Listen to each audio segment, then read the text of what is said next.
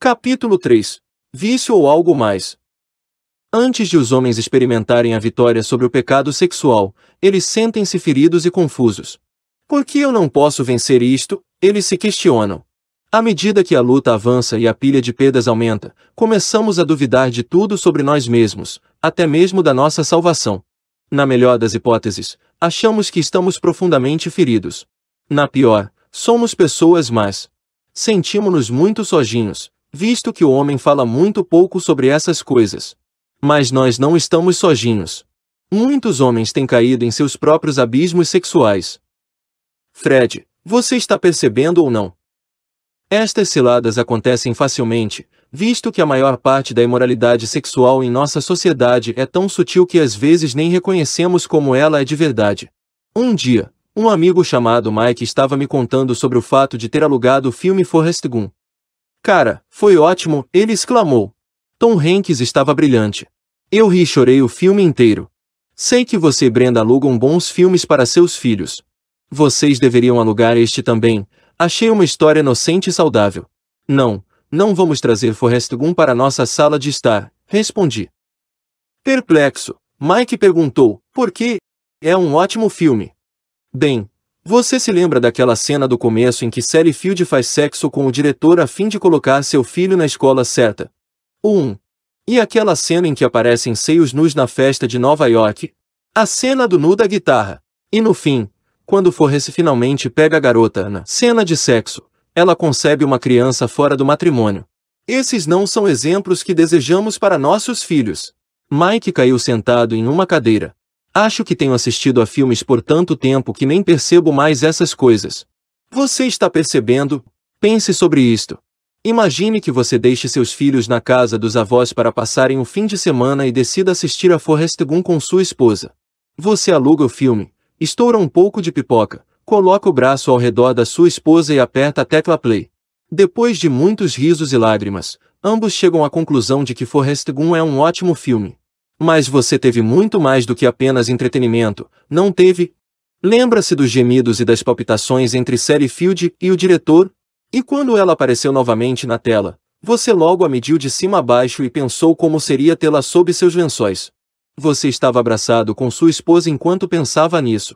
Mais tarde, depois de ter se retirado e ido para a cama praticar com sua esposa, você substituiu o rosto de sua esposa pelo de Sally Field e se perguntou por que ela não o poderia fazer gemer e palpitar como diretor.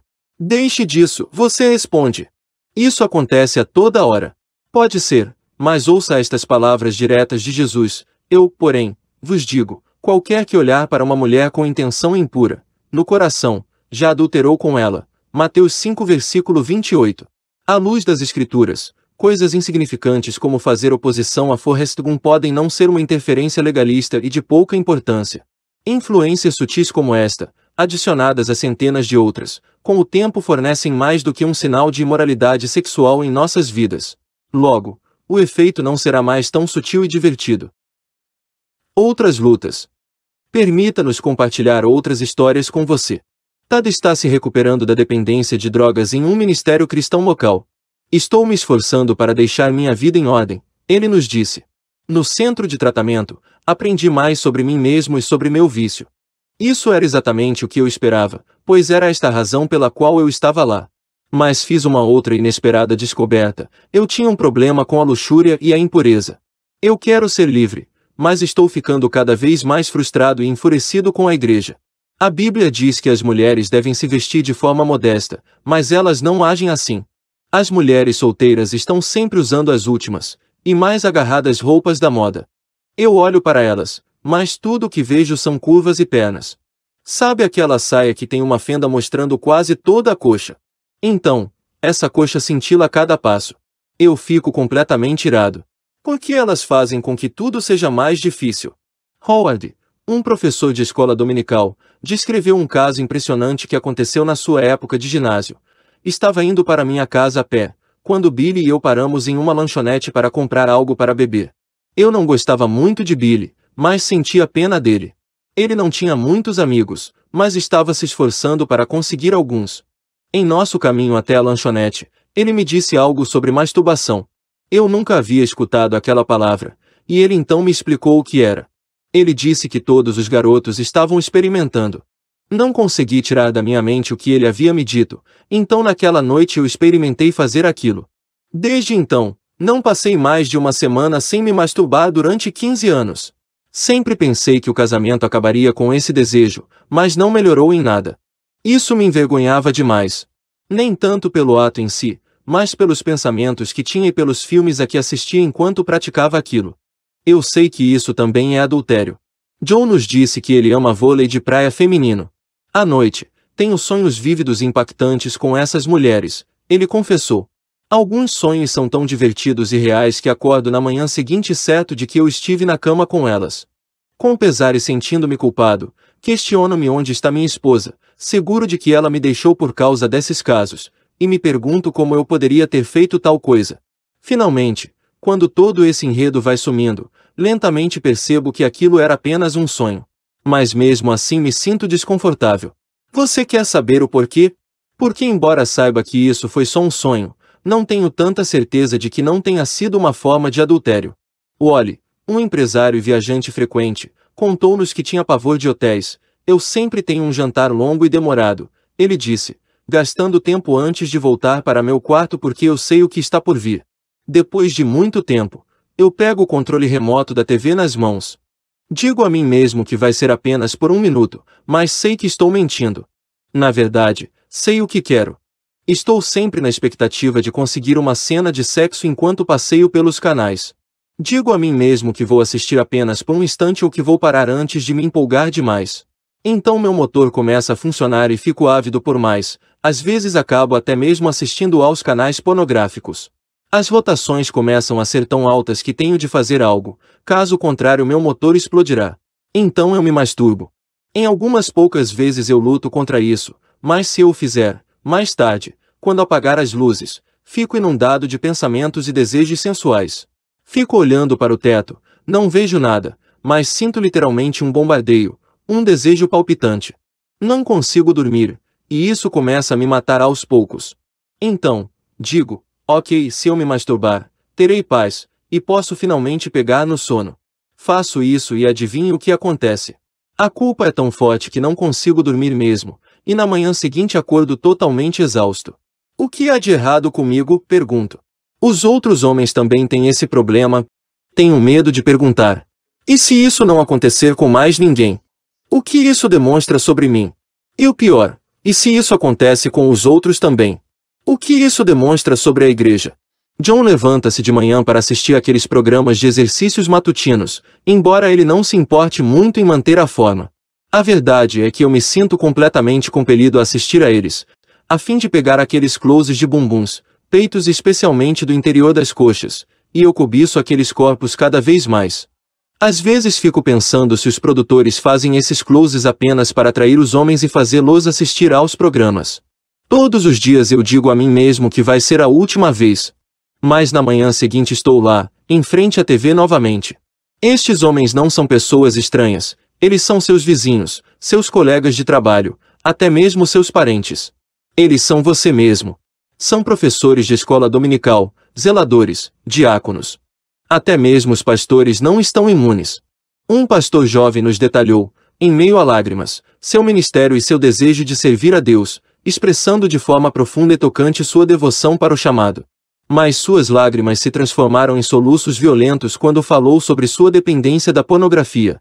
Seu espírito estava pronto, mas a carne estava fraca.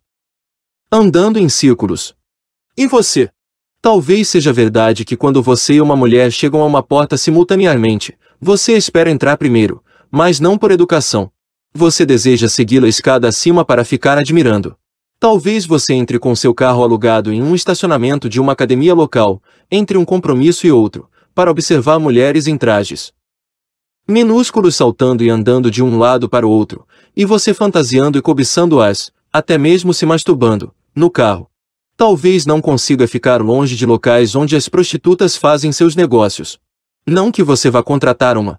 Ou talvez não compre Playboy e a leve para casa, mas, quando você está em uma viagem de negócios, não consegue resistir. Você ainda está dando aulas na escola dominical, ainda canta no coral, ainda apoia sua família. Você tem sido fiel à sua esposa. Bem, pelo menos não tem nenhuma relação física real. Você está progredindo, vivendo em uma boa casa com ótimos carros, lindas roupas e um grande futuro. Você pensa, as pessoas olham para mim como um exemplo, então estou bem. Mas, lá no íntimo, sua consciência torna-se frágil até o ponto em que você não consegue mais dizer o que está certo e o que está errado, assistindo a coisas como Forrest Gump sem nem mesmo perceber a sexualidade presente ali. Você está sufocado na prisão sexual que criou, imaginando para onde as promessas de Deus se foram. Você gira nos mesmos ciclos pecaminosos, ano após ano. E, importunando você, está a adoração. Os momentos de oração. A distância, sempre a distância de Deus. Enquanto isso, seu pecado sexual permanece tão consistente que você pode acertar seu relógio com base nele. Rick, por exemplo, caminha pelo corredor na hora do intervalo para olhar pelas portas de vidro de outro escritório, onde uma secretária de seios fatos atende as ligações e direciona os clientes. Todos os dias, às 9h30. Eu aceno para ela e ela sorri para mim, diz ele, desejoso. Ela é linda e suas roupas. Vamos dizer que elas realmente acentuam suas melhores características. Não sei o nome dela, mas fico deprimido quando não está no escritório. De forma semelhante, Sid se apressa para chegar em casa às 4h todo dia, na época do verão. Este é o horário em que sua vizinha, Angela, toma sol no quintal, bem abaixo de sua janela. Às 4, ela deita com seu biquíni e nem sabe que consigo vê-la. Eu fico pasmo com o contentamento do meu coração. Ela é tão sexy que não consigo resistir, eu me masturbo todo dia que a vejo. Faça este teste. Esses homens são viciados. Os desejos sexuais atraentes são, com certeza, uma forte evidência. Aqui está um pequeno teste que você pode fazer. Não é necessário utilizar lápis, você só precisa ser honesto consigo mesmo. Responda sim ou não para as seguintes perguntas. 1. Você fica paralisado quando uma mulher atraente passa do seu lado ou não? 2. Você se masturba perante imagens de outras mulheres ou não? 3. Você já chegou a considerar sua esposa sexualmente menos satisfatória ou não? 4. Você mantém um ressentimento contra sua esposa, um ressentimento que lhe dá uma sensação de autoridade ou não? 5. Você procura artigos ou fotografias sexualmente provocantes espalhados em jornais ou revistas ou não? 6. Você tem um lugar particular ou um compartimento secreto do qual sua esposa não sabe ou não? 7. Você fica ansioso para sair e fazer uma viagem de negócios ou não? 8. Você tem comportamentos que não podem ser compartilhados com sua esposa ou não? 9. Você visita sites pornográficos na internet ou não? 10. Você assiste a filmes censurados, filmes de sexo ou canais sensuais para sua própria satisfação ou não? Se você respondeu sim para qualquer uma destas perguntas, então pode estar à porta do vício sexual. Você está dentro desta porta se você puder responder sim às seguintes perguntas. 1. Você assiste a canais pagos de sexo explícito em casa ou em viagem, ou não? 2. Você compra pornografia pela internet, ou não? 3. Você aluga filmes para adultos, ou não? 4. Você assiste a shows de striptease, ou não? 5. Você liga para números que oferecem sexo pelo telefone, ou não? 6. Você pratica voyeurismo, ou não? Se você disse sim para as últimas 6 perguntas, você pode muito bem ser um viciado em sexo. Quando Tito 2:3 nos alerta contra sermos escravizados a muito vinho, a palavra grega para escravizado significa ser levado ao cativeiro, como um escravo. Se você se considera um escravo das suas paixões sexuais, então você precisa conseguir ajuda conversando com um conselheiro ou com um terapeuta. Steve, forte apetite ou vício? Antes de continuarmos, preciso chegar ao ponto em que é muito fácil confundir desejo e comportamento sexual normal com compulsões e prazeres. Uma pessoa pode ter um apetite sexual mais forte do que o normal e não ser um viciado em sexo. Escrevi sobre as características do vício em sexo em meu livro Addicted to Love. Essas características estão resumidas abaixo. Leia a lista para ajudá-lo a distinguir entre vício em sexo e forte apetite sexual. O sexo como vício é feito isoladamente e é desprovido de relacionamento. Isso não significa necessariamente que seja feito quando a pessoa está fisicamente sozinha. Pode-se dizer que, mental e emocionalmente, o viciado está separado, ou isolado, de relacionamentos e de contatos humanos. O vício em sexo é meramente sexo, sexo por si só, sexo separado da autêntica interação entre pessoas. Isso é mais evidente no que se refere à fantasia, à pornografia e à masturbação. Mas mesmo com sexo envolvendo um parceiro, o parceiro não é uma pessoa, e sim um objeto, uma parte permutável em um processo impessoal e quase mecânico. O comportamento humano mais intimamente pessoal se torna completamente impessoal. O vício em sexo é secreto. Na verdade, o viciado em sexo desenvolve uma vida dupla, praticando masturbação, indo a sex shops e a casas de massagem, quase sempre escondendo o que faz dos outros. De certa forma, até de si mesmo. O vício em sexo é desprovido de intimidade. Os viciados em sexo têm o foco neles mesmos. Eles não conseguem alcançar uma intimidade genuína porque a sua autoobsessão não deixa espaço para se doarem aos outros. O vício em sexo faz muitas vítimas. A forte obsessão com a satisfação própria cega os viciados em sexo em relação aos efeitos danosos que seu comportamento causa nas outras pessoas e em si mesmos. O vício em sexo termina em desespero. Quando os casais casados fazem amor, eles se sentem mais satisfeitos por terem essa experiência. O viciado em sexo deixa os parceiros se sentindo culpados e se arrepende de tal experiência. Em vez de se sentirem satisfeitos, eles partem com a sensação de vazio. O vício em sexo é usado para fugir da dor e dos problemas. A natureza escapista do vício em sexo revela, normalmente, que há dores e problemas dos quais o viciado tenta fugir. Assim como qualquer outro, o vício em sexo é progressivo. É como se fosse o pé de atleta da mente, descrito assim por uma pessoa. Nunca vai embora. Está sempre pedindo para ser coçado com a promessa de alívio. Coçar, no entanto, é causar sofrimento e intensificar a coceira. Fred, um raio. Eu me sentia como se tivesse um pé de atleta da mente. Posso me lembrar claramente das minhas lutas internas entre as consequências e o prazer do meu pecado. Eu me lembro quando essas consequências finalmente chegaram ao ponto em que o prazer do pecado não valia mais a pena. Mas eu podia ser considerado um viciado. Quando li a descrição de um autor sobre o ciclo do vício de 4 etapas, preocupação, ritualização, comportamento sexual compulsivo e, por último, desespero, soube que estava vivendo dentro daqueles padrões. Eu estava certo de que o que eu havia experimentado, e o que esses outros homens haviam experimentado, era um vício. Mas um raio me atingiu quando o autor descreveu os 3 níveis de vício. Lembre-se de que isto não foi retirado de um livro cristão. Nível 1. Contém comportamentos que são considerados normais, aceitáveis ou toleráveis. Estes exemplos incluem masturbação, homossexualidade e prostituição.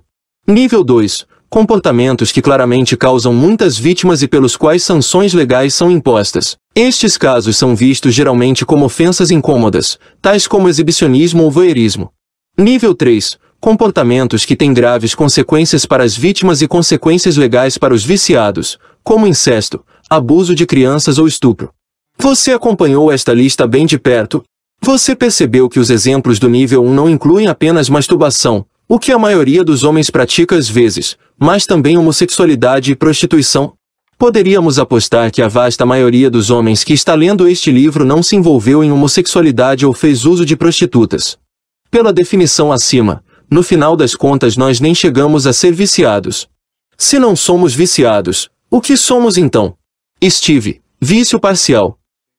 Antes de respondermos a esta pergunta, vamos pensar sobre aqueles 3 níveis de vício, conforme descritos acima. Da nossa perspectiva cristã, vamos inserir outro nível no final da escala do vício. Se acharmos que nos encaixamos na categoria de totalmente puros e santos, conforme o nível 0, a maioria dos homens cristãos que conhecemos ficaria em algum lugar entre o nível 0 e o nível 1.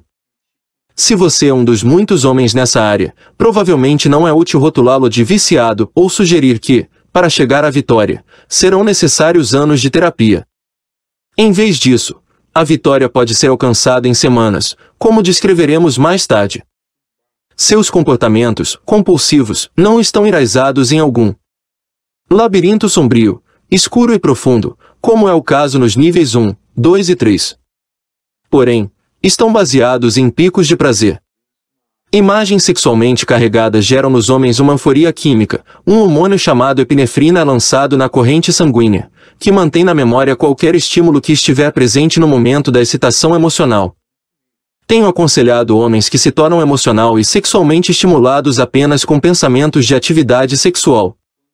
Um rapaz determinado a comprar uma revista pornográfica na loja de conveniência mais próxima está sexualmente estimulado muito antes de ele entrar no recinto.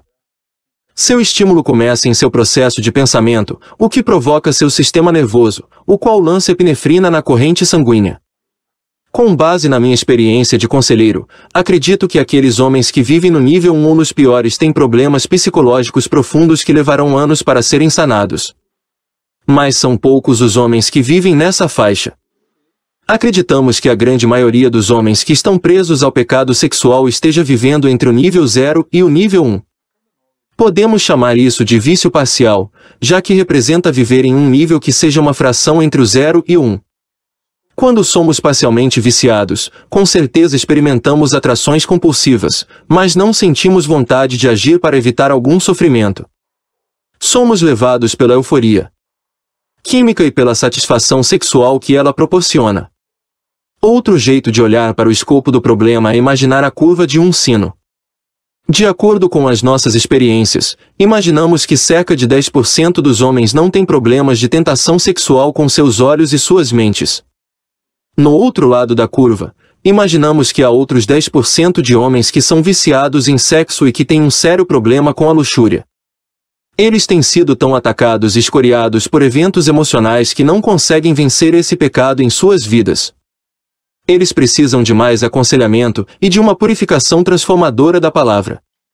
O resto de nós abrange os 80% intermediários, que vivem em várias nuances de escuridão quando se trata do pecado sexual. Atrás do fruto proibido. Como descrevi anteriormente, eu vivia nessa área de vício parcial durante a primeira década do meu casamento, bem como na minha adolescência e na época da faculdade. Meu interesse no corpo feminino foi incitado quando eu tinha de 4 a 5 anos de idade, quando visitei a loja de máquinas do meu avô em Ranger, Texas. Eu gostava muito de andar por aquela antiga loja cheia de tornos mecânicos e prensas, onde vovô fazia ferramentas para recuperar a tubulação de reservatórios de petróleo. O escritório dele era decorado com posteres de mulheres nuas, e eu olhava para essas mulheres peladas e exuberantes com assombro.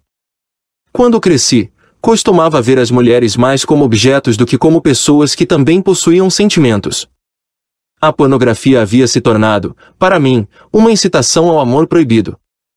Muitas mulheres jovens que eu namorava no colegial e na faculdade eram sexualmente puras e permaneciam assim enquanto namorávamos, mas eu estava sempre manipulando-as e sendo conivente na busca do que era proibido. Mais tarde, experimentei o fruto proibido quando entrei no período de promiscuidade da minha vida. Quando pratiquei o sexo antes do casamento, comecei a sentir uma sensação de controle e de propriedade, como se essas jovens mulheres pertencessem a mim. Elas eram objetos da minha satisfação, assim como aquelas fotos na parede da loja do meu avô. Segredos. Quando conheci Sandy, estabelecemos o compromisso de não fazer sexo antes do casamento, e nós não fizemos mesmo. Porém, não lhe contei sobre meu passado, nem abri todos os compartimentos secretos chamados de relacionamentos passados, ou promiscuidade. Como resultado, arrastei meu passado para nosso casamento, o que causou muitos problemas, assim como ela também arrastou seu conjunto de problemas para nossa união. Nosso casamento quase foi destruído nos primeiros anos tumultuados. Quanto mais irritado eu ficava com Sandy durante os tempos de escuridão, mais sensuais meus pensamentos se tornavam. Comecei a viver em um mundo secreto de prazer, que vinha de olhar mulheres bonitas, seja em revistas de moda ou outras revistas femininas. Ao observar o passado, vejo como essas imagens romperam a conexão entre nós dois. Mas eu era ignorante em relação ao fato de que eu estava ferindo meu casamento. Apesar de tudo, eu não estava fazendo sexo com outra pessoa a não ser com ela. Não frequentava casas de massagem em lugares obscuros da cidade, nem me masturbava diante daquelas fotos duplas ampliadas de mulheres quase nuas. Mas o que eu estava fazendo era trazer algo para dentro do casamento que não precisava estar ali. Sentia-me no direito de possuir esse mundo secreto, onde experimentava pequenas doses de satisfação apenas olhando aquelas mulheres com corpos esculturais. Aquilo feriu meu casamento. O que eu, juntamente com Fred, precisava fazer era treinar meus olhos e minha mente para que tivessem um bom comportamento. Precisava alinhar meus olhos e minha mente com as Escrituras e evitar todo e qualquer sinal de imoralidade sexual. Antes de expor um plano de ação para realinhar seus olhos e sua mente, no entanto, precisamos conversar mais sobre as raízes da escravidão sexual. Por que muitos homens cristãos não conseguem encontrar uma saída para o pecado sexual? Começaremos a explorar o porquê no próximo capítulo. O coração de uma mulher. A impureza sexual masculina pode ser incômoda, e até mesmo chocante, para as mulheres. Essa é a razão pela qual incluímos sessões de entrevistas que realizamos com mulheres sobre este livro, A Batalha de Todo Homem. Deanna, ao perguntarmos sobre sua reação à premissa deste livro, respondeu: "Que loucura! As mulheres não têm esse problema." Fal concluiu que homens e mulheres são muito diferentes em suas conexões sexuais, e isso desafia qualquer entendimento. Eu fiquei surpresa em descobrir, ela disse, que os homens cristãos têm esse problema até mesmo depois de casados. Descobri que a intensidade do problema é chocante. Kathy disse: "Eu não conhecia a profundidade que os homens podem atingir e o risco que se dispõe a correr para satisfazer seus desejos. Eu não estava ciente de quão intensas eram as tentações e do tamanho da defesa que um homem deve reunir para evitar a transposição das fronteiras de Deus." Andrea disse que, depois de conversar com seu pai e com os vários garotos que namorou, pôde perceber que os homens são facilmente atraídos pela visão.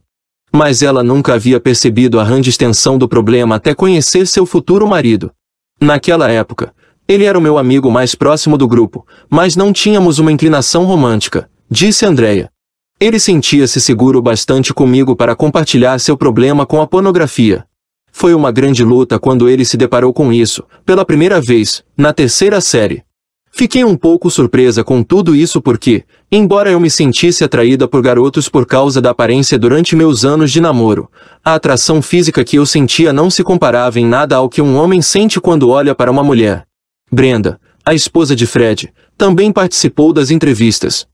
Ela resumiu a típica resposta feminina: "Não quero passar por má, mas pelo fato de as mulheres não terem esse problema, para nós parece que alguns homens são pervertidos incontroláveis que não pensam em nada além de sexo. Isso também afeta minha confiança nos homens, sabendo que pastores e diáconos também podem passar por esse problema. Não gosto do fato de os homens tirarem vantagem das mulheres em seus pensamentos, embora eu reconheça que as mulheres possam ser as maiores culpadas pelas roupas que usam. Há pelo menos algum consolo no fato de que muitos homens têm esse problema. Uma vez que a maioria dos homens é afetada, não podemos considerá-los como sendo pervertidos." Muito obrigado, Brenda. Na verdade, você tocou em um ponto importante, e isso traz à tona pensamentos adicionais da perspectiva masculina. Nós, homens, compreendemos o desgosto de vocês. Acima de tudo, somos oprimidos na área sexual e lutamos contra isso dentro de nós. Essa é a razão pela qual pedimos misericórdia, mesmo sabendo que não a merecemos. Quanta misericórdia pode ser encontrada no coração de uma mulher quando ela examina esse problema? Sem nenhuma surpresa, isso depende da situação do seu marido. Existe um cabo de guerra natural nos corações das mulheres que está entre a pena e a repugnância, entre a misericórdia e o julgamento.